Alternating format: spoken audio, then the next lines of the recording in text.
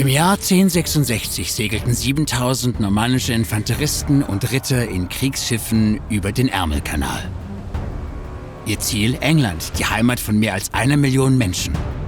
Es war eine kurze Reise mit großen Folgen. Etwa zur gleichen Zeit brachen andere Gruppen von Normannen zu Abenteuern in ganz Europa auf, die sich durch die gesamte Geschichte des Kontinents ziehen sollten. Wer also waren diese Krieger und wie konnten sie ihre Spuren so weit hinterlassen? Unsere Geschichte beginnt mehr als 200 Jahre früher, als sich die Wikinger an den Küsten Nordfrankreichs niederließen, als Teil eines großen skandinavischen Exodus durch Nordeuropa. Die französischen Einheimischen nannten diese Eindringlinge Normannen, benannt nach der Richtung, aus der sie kamen. Schließlich schloss Karl, der König der Franken, im Jahr 911 Frieden mit dem Wikingerführer Rollo und überließ ihm einen Landstrich an der Nordküste Frankreichs, der als Normandie bekannt wurde. Die Normannen erwiesen sich als anpassungsfähig an ihr neues Leben. Sie heirateten fränkische Frauen, nahmen die französische Sprache an und traten bald vom nordischen Heidentum zum Christentum über. Doch obwohl sie sich anpassten, behielten sie die kriegerische Tradition und den Eroberungsgeist ihrer wikingerzeitlichen Vorfahren bei. Schon bald suchten die ehrgeizigen normannischen Ritter nach neuen Herausforderungen. Die bekannteste Errungenschaft der Normannen war ihre Eroberung von England. Im Jahr 1066 bestritt Wilhelm, der Herzog der Normandie, den Anspruch des neuen englischen Königs Harold Godwinson. Kurz nach der Landung in England trafen Wilhelm und seine Ritter in der Nähe der Stadt Hastings auf Harolds Armee. Der Höhepunkt der Schlacht ist auf dem 70 Meter langen Wandteppich von Bayeux verewigt, wo ein Pfeil, der Harold ins Auge trifft, den Sieg der Normannen besiegelt. Wilhelm festigte seine Siege mit einer gewaltigen Kampagne zum Bau von Burgen und einer Neuordnung der englischen Gesellschaft. Sein Spitznamen, Wilhelm der Eroberer, wurde er durch eine umfangreiche Erhebung gerecht, die als Domesday Book bekannt wurde und in der die Bevölkerung und der Besitz jedes Stücks Land in England erfasst wurden. Das normannische Französisch wurde zur Sprache des neuen königlichen Hofes, während das einfache Volk weiterhin Angelsächsisch sprach. Im Laufe der Zeit verschmolzen die beiden Sprachen zu dem Englisch, das wir heute kennen, obwohl die Kluft zwischen Herren und Bauern noch immer in Synonympaaren wie Kuh und Rind zu spüren ist.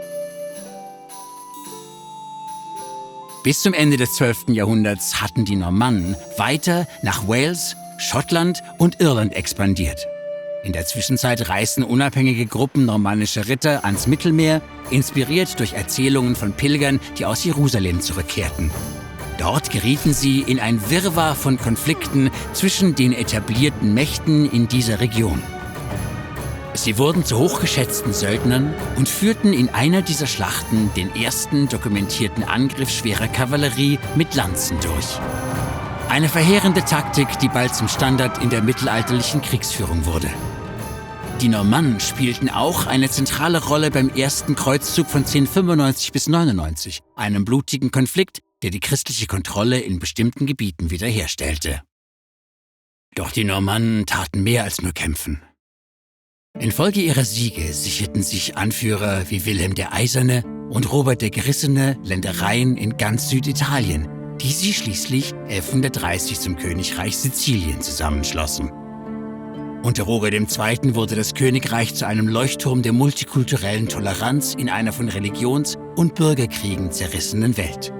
Muslimische arabische Dichter und Gelehrte dienten am königlichen Hof neben byzantischen griechischen Seefahrern und Architekten. Arabisch blieb neben Latein, Griechisch und normannischem Französisch Amtssprache. Das geografische Wissen der Welt wurde im Buch von Roger zusammengefasst. Dessen Karten der bekannten Welt sollten 300 Jahre lang die genauesten bleiben. Und die in Palermo errichteten Kirchen kombinierten lateinische Architektur, arabische Decken und byzantische Kuppeln, die alle mit erlesenen goldenen Mosaiken verziert waren. Wenn die Normannen also so erfolgreich waren, warum gibt es sie dann nicht mehr? Tatsächlich war dies ein wesentlicher Teil ihres Erfolgs. Sie beherrschten die Gesellschaften, die sie eroberten, nicht nur, sondern wurden ein Teil von ihnen. Obwohl die Normannen schließlich als eigenständige Gruppe verschwanden, blieb ihr Beitrag bestehen. Und heute lebt das normannische Erbe weiter. Von den Schlössern und Kathedralen, die Europas Landschaften zieren, bis hin zu den Orten, an denen die englische Sprache gesprochen wird. Möchten Sie gerne etwas über Geschichte lernen? Abonnieren Sie unseren Kanal. Jede Woche veröffentlichen wir Animationen über alles Mögliche, von der Verschwörung gegen Julius Caesar bis hin zur dunklen Geschichte der Bananen.